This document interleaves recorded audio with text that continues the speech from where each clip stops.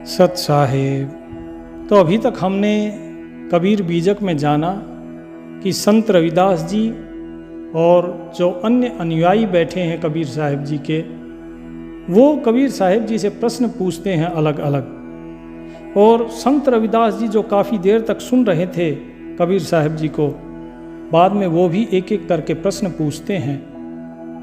तो जब वेदों के बारे में, स्मृतियों के बारे में कबीर साहिब जी ने कहा कि इन सब को छोड़ो, ये सब तुम्हारे काम का नहीं है, तो संत रविदास जी ने पूछा कि आखिर ऐसा क्या है, क्यों वेदों को नहीं पढ़ना चाहिए? क्या वेदों में ज्ञान नहीं है?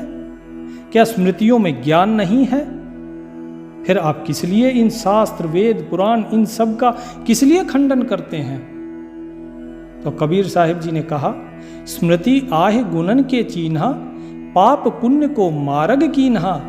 स्मृति वेद पढ़े असरारा, पाखंड रूप करे अहंकारा। कि हे रविदास जी, जरा बताइए, जो स्मृतियां हैं इनके पढ़ने से क्या गुण प्रकट होता है? क्या कोई मनुष्य के अंदर गुण प्रकट होता है? कोई गुण प्रकट नहीं होता, बल्कि लोग इनको पढ़ने के बाद पाप और पुण्य के मार्ग पे चल पड़ते हैं। तो रविदास जी ने कहा कि यदि कोई पुण्य का मार्ग अपना रहा है तो क्या वो सही नहीं है? तो कबीर साहिब ने कहा कि पाप और पुण्य जब इस मार्ग पे कोई चलता है तो दोनों ही मार्ग में व्यक्ति को अपने कर्म का अच्छा और बुरा फल भोगने के लिए इस संसार में आना पड़ता है। इस कारण इसमें मुक्ति नहीं है, और जो चीज मुक्ति ना प्रदान करे उसको पढ़कर क्या लाभ है? स्मृति और वेद ये पढ़ते हैं लोग, लेकिन इससे होता क्या है? पाखंड रूप करे अहंकारा, कि लोगों के अंदर उन वेदों के और स्मृतियों के ज्ञान का अहंकार आ जाता है। अब जरा बताओ, यदि किसी के अंदर अहंकार आ गया तो क्या वो ज्ञान मुक्ति प्रदान कर सकता है? और यदि वो मुक्ति नहीं दे सकता तो फिर उसका क्या लाभ है? पढ़े वेद और करे बड़ाई, संशय गांठ अझऊ नहीं जाई। पढ़ के शास्त्र जीव बद करई, मूड काट अगमन के धरई। हे रविदास जी, जरा बताइए, आप जब अपनी कुटिया में बैठे होते हैं, आप स्वयं बताइए, क्या आप ये चीजें नहीं देखते कि लोग वेद पढ़ते हैं और अपनी बड़ाई अपने मुख से स्वयं करते हैं कि हम ब्राह्मण हैं, हम ये हैं, हम फलाने, हम इतने उत्तम कुल के, लेकिन उनके स्वयं के अंदर जो संशय है, जो दुविधा है, उस दुविधा की गांठ क्या खुल जाती है वेद पढ़ने से? नहीं खुलती ना। और जिस वेद को, जिन स्मृतियों को, जिन शास्त्रों को पढ़ के दुविधा की गांठ ना खुले, उसको पढ़कर क्या लाभ है? उससे तो सिर्फ अहंकार ही बढ़ेगा और कुछ भी प्राप्त नहीं होगा। ये लोग शास्त्र पढ़ते हैं और शास्त्र पढ़ने के बाद ये बलि देते हैं, जीवों का वध करते हैं। जरा बताइए मुझे कि कौन सा ज्ञान ये कहता है कि जीव का वध करना चाहिए? क्या कहीं लिखा है कि बलि देनी चाहिए? तो फिर ये क्यों काटते हैं जीवों को? चाहे हिंदू हो या मुसलमान, एक कुर्बानी करता है, दूसरा बलि देता है, लेकिन जो निर्दोष जीव हैं उनकी हत्या कहाँ लिखी है? न कुरान में लिखी है, न पुराण में लिखी है, कहीं भी तो नहीं लिखी। तो इसलिए मैं इनका विरोध करता हूँ, क्योंकि ये सब कुछ पाखंड है। ये गर्दन काट के और जजमान के आगे रख देते हैं, बोले लीजिए। क्या लाभ है उससे? एक निर्दोष, एक गूंगे बेजुबान प्राणी की तुमने हत्या कर दी और कहते हो हम ज्ञानी हैं। कहें कबीर ई पाखंड, बहुतक जीव सताए। अनुभव भाव न दर्शई, जियत न आप लखाए। कि ये सब पाखंड है। कबीर साहिब कहते ये सब कुछ पाखंड है। इतने ही कितने कितने जीवों को इन्होंने सताया इस पाखंड के नाम पर। इन्होंने कभी स्वयं अनुभव नहीं किया, उस भाव को कभी देखा नहीं, परमात्मा को कभी देखा नहीं, कभी अनुभव तो किया ही नहीं है। इन्होंने परमात्मा को छोड़िए, इन्होंने कभी अपने आप को भी नहीं देखा। ये सिर्फ बाहर से जो हाड़ चाम का पुतला दिखता है, ये इसे ही सत्य मानते, इसके अंदर कभी देखा ही नहीं। तो रविदास जी प्रश्न करते हैं कि हे साधो, आप इनको फिर क्या संज्ञा देंगे, क्या कहेंगे इन लोगों को? तो कबीर साहब कहते हैं, बोला मैं क्या संज्ञा दूंगा? अरे जो खुद देखते हुए भी जिनको नहीं दिखाई दे रहा है उन्हें अंधा ही कहा जाएगा। अंध सो दर्पण वेद पुराना, दरबी कहा महारस जाना। जस खर चंदन लादे उभारा, परिमल बास न जान गवारा। कहें कबीर खोजे असमाना, सो न मिला जो जाए अभिमाना। कि जो अंधा है उसके सामने दर्पण रख के कोई फायदा है? कोई लाभ नहीं है। ये वेद पुराण ये सब ये बेशक पढ़ लें, ये इन्हीं में ही अंधे हुए घूम रहे हैं। इनको फिर आगे आत्मज्ञान कहाँ से होगा? नहीं होगा। जिस तरह बंदर को अदरक का स्वाद नहीं पता होता, जिस तरह चंदन लदे हुए गधे को उस चंदन की कीमत नहीं पता होती, उसमें से खुशबू आती है लेकिन उसे उस खुशबू का कोई मोल नहीं होता, बोले इसी प्रकार ये संसार है। ये संसार किसी बंदर या किसी गधे से ज्यादा नहीं है। ये लाद रहे हैं बोझा। ये संसार इन वेद पुराण शास्त्र कुरान गीता बाइबल इन सब का बोझा लादे घूम रहे हैं लोग, लेकिन जो है उसकी कीमत क्या है वो ये नहीं जानते हैं। ये लोग आसमान में ढूंढते हैं उस परमात्मा को, हाथ जोड़ते हैं ऊपर देखेंगे। मुसलमान भी हाथ उठा के इबादत करेगा, बोले परमात्मा वो खुदा सातवें आसमान पे है। ये आसमान को तो ढूंढते हैं लेकिन अपने अंदर नहीं ढूंढते, इसीलिए इन्हें वो आज तक नहीं मिला जिससे इनका अभिमान नष्ट हो जाए। इनके खुद का जो अभिमान है उस अभिमान को तो आज तक ये कभी फना कर नहीं पाए हैं, उससे मुक्त हो नहीं पाए हैं। तो बताओ उस परमात्मा से मिलन कैसे होगा, कैसे मिलेगा वो? तो लोगों ने पूछा कि आप ठीक है वेदों के बारे में ऐसा कहते हैं, लेकिन स्मृति में क्या बुराई है?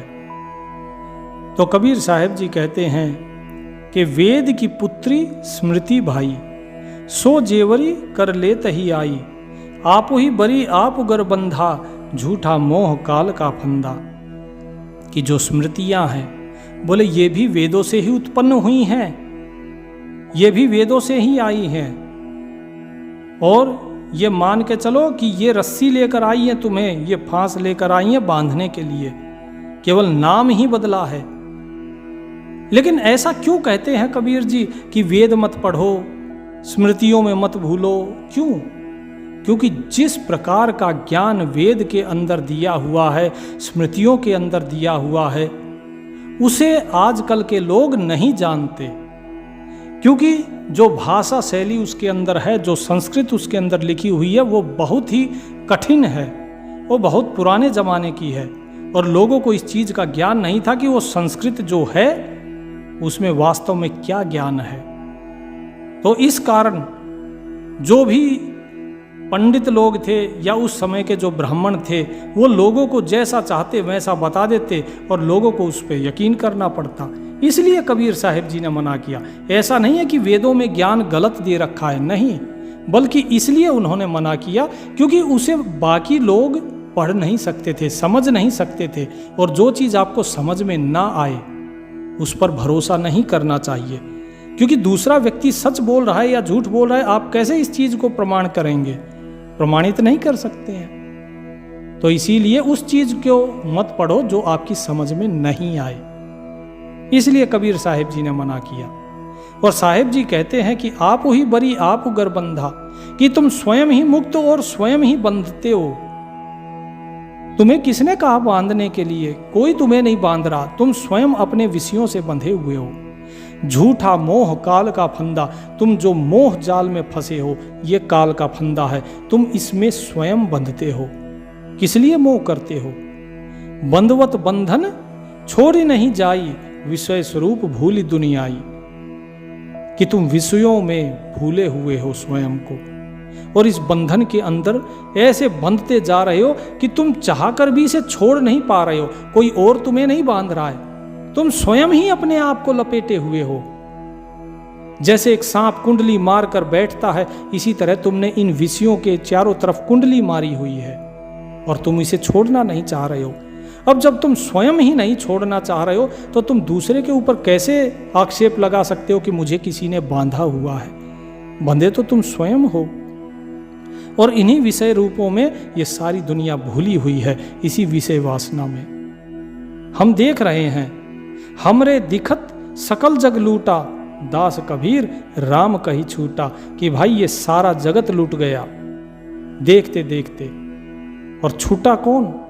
छूटता ये कबीर है, जिसने उस राम का नाम लिया। उस राम का नाम जो लेगा केवल वही छूटेगा, बाकी सब यहीं पर लुट के रह जाएंगे, अपनी श्वासों की पूंजी यहीं पर लुटा के चल देंगे। कबीर साहब कहते हैं, राम ही राम पुकारते, जीवा पड़ गई रोस। क्योंकि यहाँ पर अब प्रश्न करते हैं संत रविदास जी कि हे कबीर साहब जी, क्या राम राम करने से मुक्त हो जाएंगे? क्यों? क्योंकि राम ही राम पुकारते, जिह्वा पड़ गई रोस, सुधा जल पीवे नहीं, खोद पियोन की होश। कि राम राम करते करते तो लोगों की जो जुबान है उसमें ऐठन पड़ गई, गांठ पड़ गई, लेकिन लोगों को राम तो नहीं मिला। तो क्या राम राम करने से मुक्त हो जाएंगे? तो कबीर साहब जी क्या कहते हैं कि सूधा जल पीवे नहीं, खोद पियोन की होश। कि भाई जो व्यक्ति ये चाहता है कि मैं कुआं खोद कर पानी पीऊं, तो बताओ उसकी प्यास कैसे मिटेगी? अरे भाई, जो कुआं पहले से खुदा हुआ है, तुम उस कुएं से पानी निकालो और अपनी प्यास मिटाओ। जो परमात्मा शाश्वत है, तुम्हारे अंदर विराजमान है, तुम उसे ढूंढो, अपने अंदर झांको। जिस तरह कुएं के अंदर पानी होता है, वहां से पानी निकाल के पियोगे तो प्यास बुझती है। ठीक इसी प्रकार तुम्हारे हृदय में वो परमात्मा है। उस हृदय में जो परमात्मा है उसे जानो, तो तुम स्वयं को भी जान जाओगे, उस मालिक को जान जाओगे। लेकिन तुम क्या चाहते हो कि नहीं जी, मैं तो खोद के कुआं तब पानी पीऊंगा, अर्थात नहीं, मैं तो जी भगवान को कहीं और ढूंढूंगा, बाहर ढूंढूंगा। तो कहाँ से मिलेगा? भगवान तो एक ही है भाई, वो तुम्हारे अंदर बैठा है। तुम चाहते हो नहीं जी, मैं तो बाहर कहीं ढूंढूंगा, बाहर खोद के धरती में या फिर सातवें आसमान पे ढूंढूंगा, इसलिए तुम्हें नहीं मिलता है। अन्यथा राम राम करने से वो राम मिलता भी है, लेकिन अंदर मिलता है। लेकिन तुम उसे बाहर ढूंढना चाह रहे हो, तो कैसे? उसको ऐसे प्राप्त नहीं किया जा सकता है। तुम सोचते हो कि पंडितों के, पाखंडियों के मार्ग पे चल के उसे प्राप्त कर लोगे। नहीं। पढ़ पढ़ पंडित करु चतुराई, जिन मुक्ति मोहि कहु समझाई। कहाँ बसे पुरुष कौन सा गाँव, सो पंडित समझावऊँ नाऊँ। चारु वेद ब्रह्म निज ठाना, मुझ का मर्म उन्हीं नहीं जाना। दान पुण्य उन बहुत बखाना, अपने मरण की खबर न जाना। एक नाम है अगम गंभीरा, तहवा अस्थिर दास कबीरा। कबीर साहिब जी कहते हैं कि हे ब्राह्मणों, तुम सारे बैठे हो यहाँ पर, तुम बहुत चतुराई करते हो, जितने पंडित हैं सब कहते हो कि भाई यहाँ पे राम ऐसे मिलेगा, राम ऐसे मिलेगा। अरे तुम्हें खुद नहीं मिला है।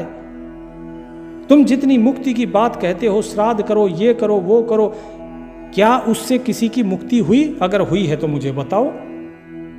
कहाँ है जिस परमात्मा की तुम बात करते हो, कहाँ है वो? क्या नाम है उसका? किस गांव में रहता है वो?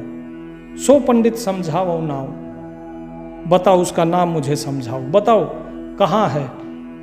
तो कबीर साहब जी यहाँ पर चैलेंज करते हैं, चुनौती देते हैं सभी पंडितों को, सभी ब्राह्मणों को, कि जितने भी बैठे हैं, बताओ तुम इतने जो वेद पढ़ते हो, तुमने सारा वेद पढ़ लिए, सारे शास्त्र पढ़ लिए, लेकिन क्या बता सकते हो कि उसका नाम क्या है?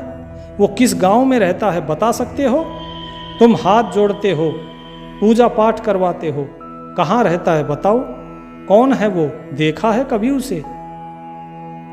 4 वेद इस ब्रह्मा ने जो रचे हैं, इन चारों वेदों को तुम अच्छे से पढ़ो और फिर बताओ मुझे। तुम नहीं बता सकते, क्योंकि उस वेद के अंदर जो ज्ञान है, तुम्हें उसका मर्म का ही नहीं पता कि उसका मर्म है क्या, उस वेदों में क्या बताया गया है, उस ज्ञान को क्या कहा जाए। तुम्हें स्वयं ज्ञान नहीं है कि जो तुम दुनिया को बता रहे हो उसका अर्थ क्या है, तो तुम कैसे मुझे बताओगे? तुम अनेकों प्रकार के दान पुण्य कितने बखानते हो। कोई पैदा हुआ तब तुम्हें दान चाहिए, कोई मर गया तब भी तुम्हें दान चाहिए, किसी के घर से अर्थी उठ रही है तुम तब भी दान लेते हो। एकादशी हुई तब तुम्हें दान चाहिए, पूर्णमासी है तब तुम्हें दान चाहिए, दूज है तब तुम्हें दान चाहिए। कुछ भी हुआ, कितने भी संस्कार हो, षोडश संस्कार जो होते हैं, हर एक संस्कार के लिए ब्राह्मण को दान चाहिए। क्यों चाहिए?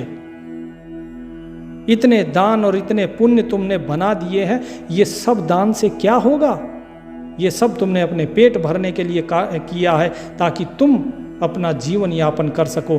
तुम दूसरों के लिए बताते हो कि तुम्हारी मृत्यु इतने समय में होगी, इसका जन्म फलाना फलाने तारीख में हुआ है, ये ऐसा बनेगा, वो वैसा बनेगा, सबके भविष्य का वक्ता तुम बने हुए हो। क्या तुम्हें पता है कि तुम्हारी खुद की मृत्यु कब होगी?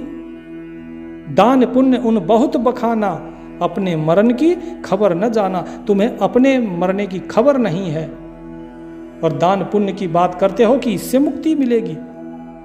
पिंड करो, पिंड दान करो, श्राद्ध करो, बोले आत्मा को मुक्ति मिलेगी।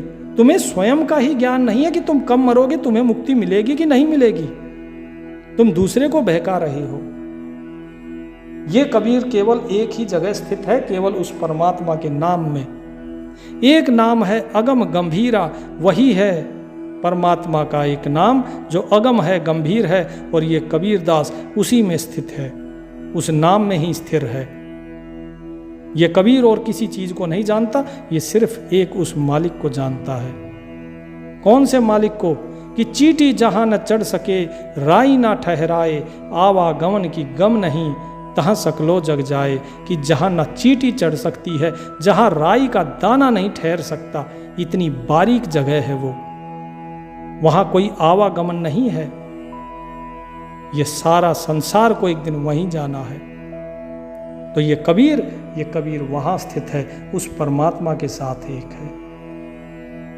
तो जितने भी पंडित थे वो सब इस चीज पे रुष्ट हो गए। फिर वो अलग अलग प्रश्न पूछना शुरू करते हैं कबीर साहिब से। संत रविदास जी बगल में बैठे हैं, वो देख रहे हैं कि कबीर साहिब जी आज सबको एक एक करके उत्तर दे रहे हैं, क्योंकि संत रविदास जी जानते थे कबीर साहिब के स्वभाव को। क्योंकि कबीर साहिब कभी भी किसी पाखंड को उसका समर्थन नहीं करते थे। और आज तो जितने ब्राह्मण पंडित थे सभी ने कबीर साहिब को घेरा हुआ था, और कबीर साहिब आज जमकर उनके पाखंड की पोल खोल रहे थे। तो पंडितों ने पूछा कि तुम जब इतना कह रहे हो, बताओ हमने कौन सा बुरा कर्म कर दिया? यदि लोगों को वेद का ज्ञान बता रहे हैं, यदि लोगों को हम अगर कुछ अच्छी बात बता रहे हैं, तो इसमें गलत क्या है? ठीक है, मान ली आपकी बात कि हमें धर्म का इतना ज्ञान नहीं, लेकिन तुम्हें कौन सा ज्ञान है? तुम किस बिना पर कह सकते हो कि हमें ज्ञान नहीं है? तो कबीर साहिब क्या कहते हैं बीजक की 35वीं रमेणी में, पंडित भूले पढ़ी गुण वेदा, आप अपन को जाने न भेदा। कि जितने पंडित हैं तुम इन वेदों को पढ़ के भूल गए हो, अपने अहंकार में भूले हुए हो। तुम्हें तो खुद का भी भेद नहीं है, तुम दूसरे का भेद कहाँ से बताओगे? ईश्वर का भेद कहाँ से बताओगे जब तुम्हें अपना ही भेद नहीं है? तुमने क्या क्या पाखंड बनाए बताओ? संध्या सुमिरन और सठकर्मा, ये बहुरूप करे अस धर्मा। तुमने धर्म के नाम पर क्या बनाया? संध्या और सुमिरन और सठकर्म बना दिए। इसके अलावा तुमने नाना प्रकार के अलग अलग धर्म आचरण बना दिए। गायत्री युग 4 पढ़ाई, पूछो जाए मुक्ति किन पाई। अरे चारों युगों का प्रमाण देता हूँ, बताओ मुझे तुम जिस गायत्री जाप को करते हो और लोगों से करवाते हो, किसी की मुक्ति हुई क्या इसको करने से? क्या गायत्री मंत्र का जाप करने से किसी की मुक्ति हुई है? बताओ मुझे किसकी मुक्ति हुई है। और तुम कहते हो कि तुम पाखंड नहीं करते हो। और के छुए ले तो हो छीछा, तुमसे कहो कौन है नीचा। अगर कोई तुम्हें छू ले दूसरी जाति का, तो तुम गंगा जल के छींटे मारते हो अपने ऊपर और तुम कहते हो कि ओहो हम अपवित्र हो गए। अरे तुमसे नीच कौन है भला? जो दूसरे को अपने से नीच सोचता है उससे नीचा कोई नहीं है। तुम गलत थे और गलत हो, तुमने ये पाखंड किया। बताओ जब परमात्मा ने ही जब सभी जातियों को बनाया है, सभी मनुष्यों को, तो तुम ऊंचे कैसे हो गए और बाकी लोग नीच कैसे हो गए? ई गुण गर्व करो अधिकाई। तुम्हारे अंदर अपने ये जो गुणों का गर्व है ना, अभिमान है, बहुत ज़्यादा है। अति के गर्व न भोई भलाई, और जिसके अंदर ज़्यादा गर्व होता है ना, अहंकार होता है, उसकी भलाई कभी नहीं होती, क्योंकि वो परमात्मा कभी किसी का अहंकार बर्दाश्त नहीं करता है। अरे राम को देखो, रावण का गर्व तोड़ दिया। कृष्ण को देखो, कंस का गर्व तोड़ दिया। दुर्योधन जैसे अहंकारी मिट्टी में मिल गए। न रावण के कुल को कोई पानी देने वाला बचा। 1 लाख पूत 1.25 लाख नाती, ता रावण घर दिया न बाती। और तुम अहंकार करते हो किस क्या? इन पोथियों का। तुम्हारे इस गर्व का दंड तुम्हें ऊपर वाला जरूर देगा, क्योंकि उसका नाम ही है गर्व प्रहारी। जासु नाम है गर्व प्रहारी, सो कस गर्व ही सकै सहारी। कि जिसका नाम ही गर्व का प्रहार, गर्व का मर्दन करने वाला है, जो दूसरों के अहंकार का दमन करने वाला, वो बताओ कैसे किसी का अहंकार सहन कर सकता है। एक से एक बढ़ के अहंकारी संसार में हुए हैं, लेकिन सबका विनाश किया है उसने। कोई इस संसार में नहीं रहा। सभी को जो है उस मालिक ने इस संसार से फना कर दिया, तबाह कर दिया। कोई नहीं रहा। कुल मर्यादा खोए के, खोजिन पद निर्वाण, अंकुर बीज न साय के, भय विदेही थान। कि मैं अभी भी कहता हूं, अरे अपनी कुल और इस मर्यादा को छोड़ दो। तुम जिस कुल के और इस मर्यादा के पीछे लगे हुए हो ना, इसी के कारण तुम डूबते हो। इसी के कारण किसी ब्राह्मण का, किसी पंडित का भला नहीं होता, वो पार नहीं उतरता। इस कुल के अहंकार को छोड़ो, इस मर्यादा के अहंकार को छोड़ो और उस निर्वाण पद को प्राप्त करो, तभी उसे खोज पाओगे। जिसके अंदर अहंकार है वो नहीं खोज पाएगा, क्योंकि तुम्हारा जो अहंकार है, ये अहंकार ही वो बीज है जिससे ये वासनाओं के अंकुर फूटते हैं। अपने इस अहंकार रूपी बीज को, इस कुल रूपी बीज को, इसे नष्ट कर दो, तभी उस विदेही का दर्शन प्राप्त कर सकोगे, तभी उस परमात्मा के हृदय में स्थान मिलेगा। तो कबीर साहब यहाँ पर एक एक करके सभी प्रश्नों के उत्तर दे रहे हैं। आगे क्या प्रश्नोत्तरी होगी वो हम अगले भाग में जानेंगे। तब तक प्रभु का नाम लीजिए, और जैसे कि सतगुरु जी ने कहा, अहंकार नहीं रखना, इस अहंकार के कारण ही सबका विनाश होता है। तो अहंकार से मुक्त हो जाइए, इस मैं से मुक्त हो जाइए। सत साहेब।